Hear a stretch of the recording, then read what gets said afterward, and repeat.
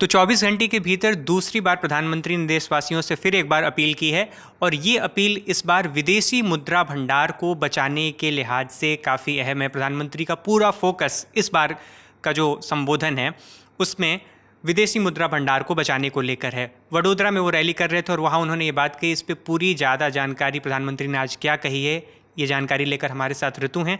पहले वो ये बताएंगी कि प्रधानमंत्री की आज की मुख्य बातें क्या हैं। हाँ ऋतु। जी, तो गुजरात के वडोदरा में सरदार धाम हॉस्टल का इनॉग्रेशन था जिसके लिए प्रधानमंत्री वहाँ पे पहुँचे थे और वहाँ पर उन्होंने सोमनाथ टेम्पल के बारे में भी काफ़ी बातें कहीं, उसके लेगेसी को भी हाईलाइट किया। साथ ही साथ जो एक इकोनॉमिक पॉइंट ऑफ व्यू से एक बहुत बात इंपॉर्टेंट सामने निकल कर आई कि उन्होंने फॉरेन एक्सचेंज रिजर्व के बारे में बात की, जिसमें मुख्य रूप से 2 चीज़ों पर उन्होंने फोकस किया कि हम वैसे चीज़ों को ना खरीदें जो विदेशों से आई है, मतलब फॉरेन इम्पोर्ट्स पर उन्होंने बेसिकली बोला, और उन चीज़ों को ना खरीदे जिसके लिए हमें विदेशी मुद्रा का इस्तेमाल करना पड़ता है। तो बेसिकली उन्होंने फॉरेन एक्सचेंज रिजर्व को प्रोटेक्ट करने के लिए कहा है, बिकॉज वेस्ट एशिया में वॉर की वजह से क्राइसिस चल रहा है। और कल आप सभी जानते होंगे, हम लगातार इस पर वीडियो कर रहे हैं कि सोने को लेकर उन्होंने क्या क्या बात कही थी कि इनफैक्ट वेडिंग है या फेस्टिवल है या कोई भी ओकेज़न है तो आप सोने की खरीदारी बंद कर दें ताकि वॉर में और फ्यूल क्राइसिस में जो भी दिक्कतें आ रही हैं उससे देश को लड़ने में आसानी मिल सके। तो ये रहा। बाकी इसके इकोनॉमिक इम्प्लीकेशंस क्या है, एक बार आप बता दें शुभम। ऋतु देखिए, जो कल भी प्रधानमंत्री बोल रहे हैं और जो आज भी बोल रहे हैं, तो कल उन्होंने गोल्ड न खरीदें, कम खरीदें, 1 साल न खरीदें, ये कहा। दूसरी बात, उन्होंने वर्क फ्रॉम होम को बढ़ावा देने की बात कही। इसका मतलब है कि एनर्जी कंजम्पशन बचाइए, ठीक है। और तीसरी बात, उन्होंने पेट्रोल डीजल कम खरीदने की वकालत की, तो बचाने की। तो ये तीनों चीज़ें भी अल्टीमेटली एक तरह से अगर आप देखें तो वो विदेशी मुद्रा भंडार को बचाने से ही जुड़ी हैं, क्योंकि ये तीनों चीज़ भी हम बाहर से ही इंपोर्ट करते हैं ज़्यादातर चीज़ें।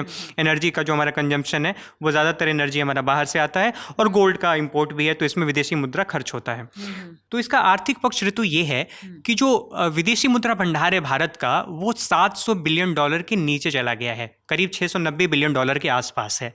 और ये जो हमारा कुल इम्पोर्ट है उसका 10 से 11 महीने का तकरीबन है कि 10 से 11 महीने हम आराम से इंपोर्ट कर सकते हैं। लेकिन मसला ये हो गया है कि पहले जो क्रूड बहुत ही सस्ता था और वो $100 के पार जा चुका है। और ईरान और अमेरिका के बीच में सुलह की अभी कम से कम, हालांकि ट्रम्प साहब का कोई भरोसा नहीं कब वो क्या कह दें, लेकिन अभी कम से कम कोई सुलह की गुंजाइश नहीं दिख रही है।